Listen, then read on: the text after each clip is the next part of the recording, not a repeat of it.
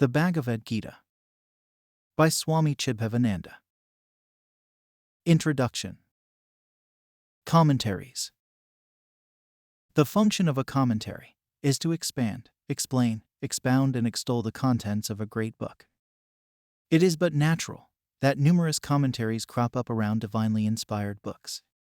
Several are the commentaries on the scriptural trinity, the Upanishads, the Brahma Sutras, and the Bhagavad Gita. If a person desires to extol or establish a particular creed or school of thought, it becomes his first and foremost duty to derive authority and sanction for it from this scriptural trinity. Otherwise, his creed or cult runs the risk of being rejected as heterodox. The commentaries that have come up so far do often suffer from one serious disadvantage. Consciously or unconsciously, their authors have tried to read the meaning of their own creeds and cults into these three sacred books. Among these three books, again, it is easier for them to read their own particular philosophy into the Bhagavad Gita than into the other two books. This being the case, the largest number of commentaries now available are naturally on the Gita. The translation is another important consideration. The popularity or usefulness of a book is not to be judged by the number of languages into which it is translated. The one solitary book that has been rendered into almost all the languages in the world is the Holy Bible. But the achievement of this type need not in itself be a hallmark of divine perfection.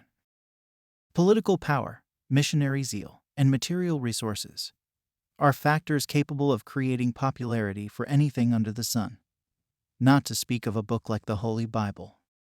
Christendom has had the benefit of all these three simultaneously. But the position of the Bhagavad Gita is different. The propagators of this book have never exploited extraneous powers for their purpose.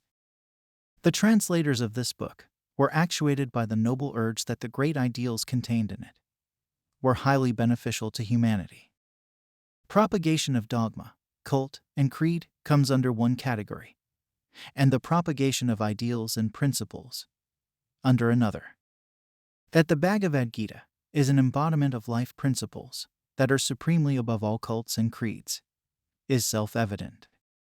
The influence that it leaves on the mind of its student bears ample testimony to this fact. Let us take a striking case, for example.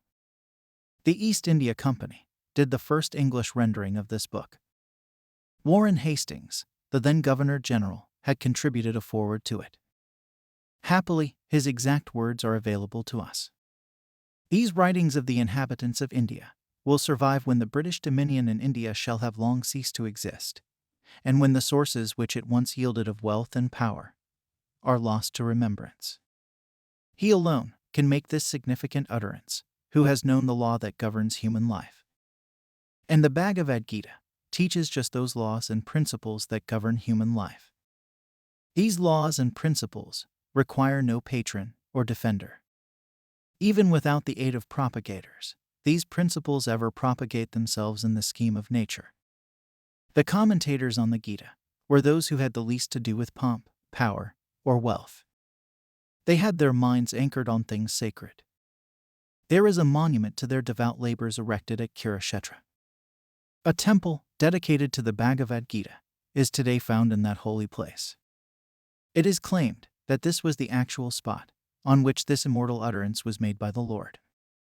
In that temple are enshrined as many as 300 commentaries on the Gita, belonging to different periods of time. The writers of these commentaries were themselves men of sterling character and deep erudition. The Bhagavad Gita was the common source of inspiration to one and all of them.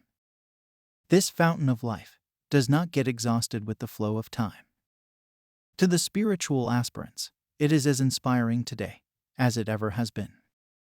Because of its eternal value and appeal, new and modern commentaries are naturally cropping up. For more information, please visit executiveserenity.com. Thank you.